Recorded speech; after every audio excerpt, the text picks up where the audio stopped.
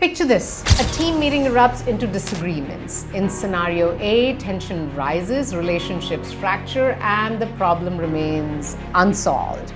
In scenario B, the same disagreement leads to a breakthrough solution and stronger team trust. The difference? Not what they disagreed about, but how they handled it. Today, I'm sharing 5 simple techniques that transform workplace conflicts from relationship killers into opportunities for better results. But before we dive in, let's get one thing straight. Disagreements aren't the problem. Teams that never disagree often produce really mediocre work. The real problem is how we handle those disagreements. So, the first technique is the agreement bridge. Most people start with opposition.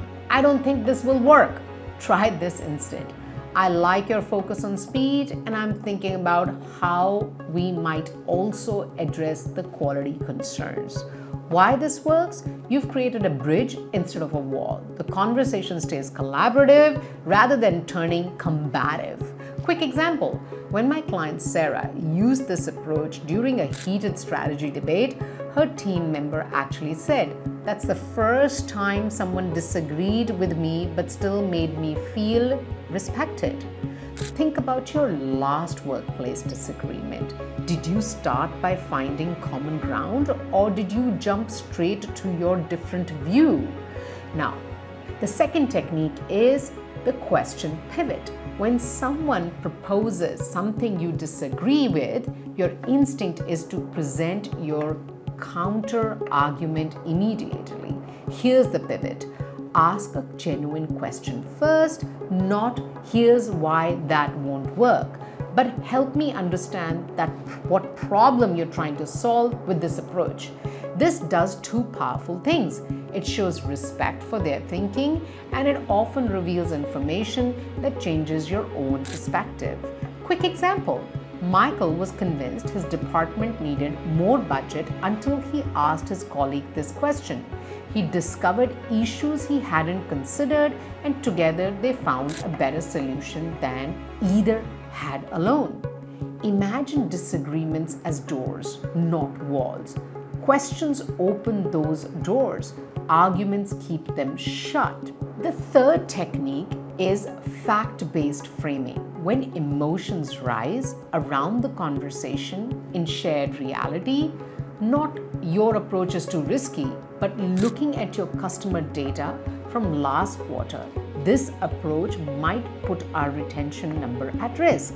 The difference, you've shifted from personal opinion to observable facts that anyone can examine.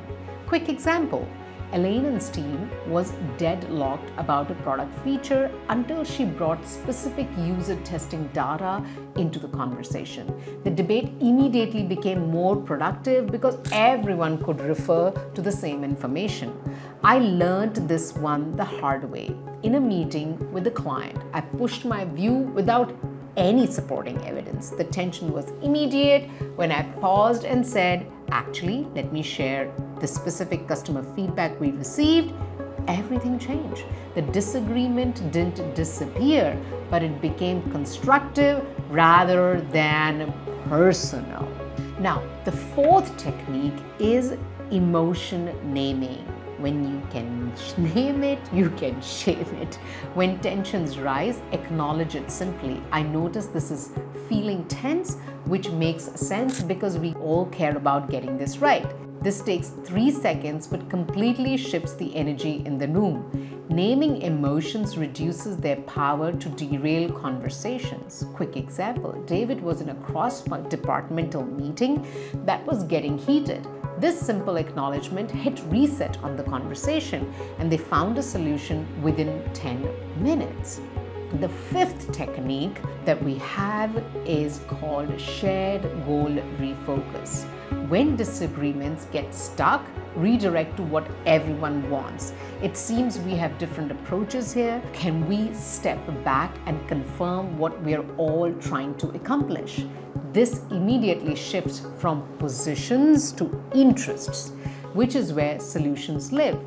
Quick example, Two marketing teams were arguing about campaign strategies until someone asked, "What are we actually trying to achieve here?"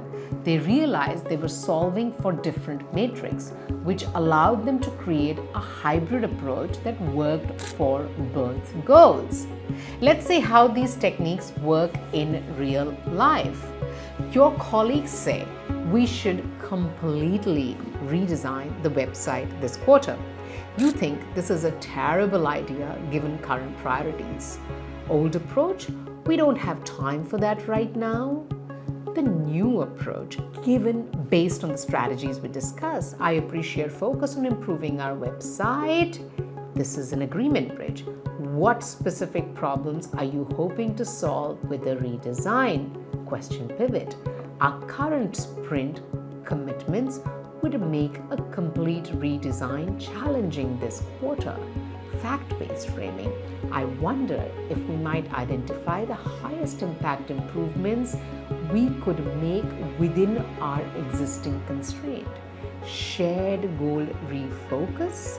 The outcome, a focused improvement plan that addresses the core issue without overextending the team. These techniques aren't about avoiding disagreement. They're about making disagreements productive. The goal isn't harmony, it's better solutions and stronger relationships. Start with just one technique from today. The next time you find yourself disagreeing at work, try the agreement bridge.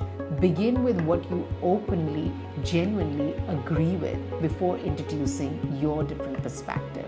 This small shift can completely change how your message is received. How you handle disagreement shapes not just your solutions, but your professional reputation. People who navigate differences skillfully become the colleagues everyone wants on their team. Which of these techniques would help you most in your workplace? Share in the comments below. I'd love to know which one you will try first. And if you want more strategies for effective workplace communication, hit that subscribe button. Till then, stay story.